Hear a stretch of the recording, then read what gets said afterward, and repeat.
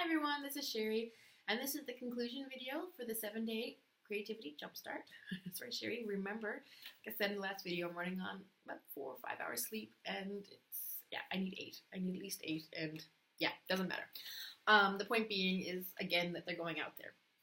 And so that's the thing that I want to address right now, that the last 7 days, which were actually filmed over the past years. The first time I started filming these videos was actually last January, so it's been longer than a year because this is February 28th, 2016. I started in January 2015. I was still pregnant with my baby, and I was trying to get them all out and done before my mother came. It didn't happen. I got, I think, 2 or 3 done, and then my mother came and I never published them, and I left them alone, and then finally it was around October, and I was really realizing that I had neglected everything about my creativity. It was something I really found that when I put my older daughter in daycare, that it felt fantastic to have that time, even with just a couple hours a day, not just to myself, but to work on something.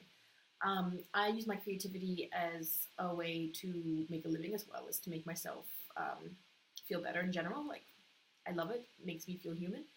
It makes me a better human. But I also use it, I sell it, I write books and whatnot. I am in the fortunate position that I don't need to be a bestseller or anything like that. So I am in this kind of in-between gray area of most authors who are self-published who are not making big money with it, but I love doing it and I want to continue doing it.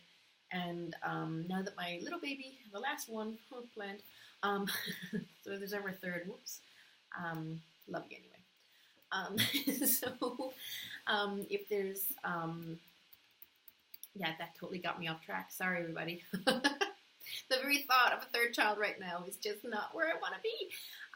No matter how much I love my first 2, and I think that's what most mamas can really agree with. You love them to pieces, but they are a lot of work. And I also do it without help. My partner, he works at a startup. He's at a very successful startup at the moment, but at the same time, it's a startup. And he spends a lot of hours at work, and his family lives in Switzerland, and my family lives in Canada, and so we have no immediate family here to really help out. There's one cousin, but she also has a baby, and the other cousin is also very busy in the startup world, so we can hang out sometimes. That's it. Anyway, that's rambling. It's not excuses, but there are reasons.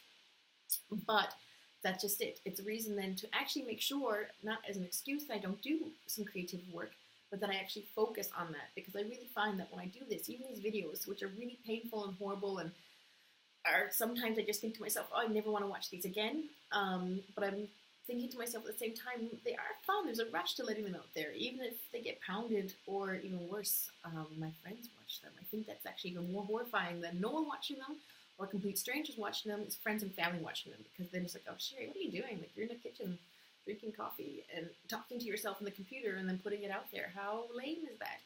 But you know what? If you don't want to watch it, if this is painful for you, if you're kind of like, this is embarrassing, then stop, turn it off, guys. Who cares?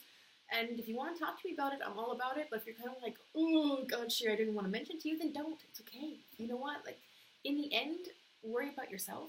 And I think if you are worrying about yourself, then you are doing what you need to do for yourself to make yourself, put yourself out there. Like, there was, again, this Big Magic Creativity podcast by Elizabeth Gilbert. She was talking to Brene Brown, and Brene Brown is my new idol. I love that woman, but I love Elizabeth Gilbert too. And I'm sorry, I'm just disappearing. I want to see myself. It's bad enough I'm talking to myself, but at least not a black screen.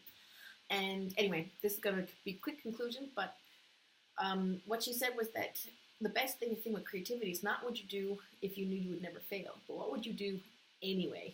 And then Liz Gilbert talks about how the time she's making this creative jump and she's end up on the bottom all bruised and bleeding and kind of like shriveled up, and her creative self was like, wee, that was fun, let's do it again. And I think that's the important thing. That's not easy. It's easier said than done. But I think the important thing is to start making those steps. And these steps are definitely it for me. A little bit to play around with the videos, see how that goes, a little bit of posting, see how that goes. And in that case, it was a complete success, even if the only 3 people who watch it are my friend Suzanne, thank you, Suzanne, and 2 or 3 other people who accidentally find it and may or may not make it to the end of the 5 minutes. So yes, that's it. I highly recommend it. It's been fun, and maybe I'll do some more videos in the future. I think I'll play around a little bit more, but until then, at least I've done this. Cool. Okay, thanks. Bye.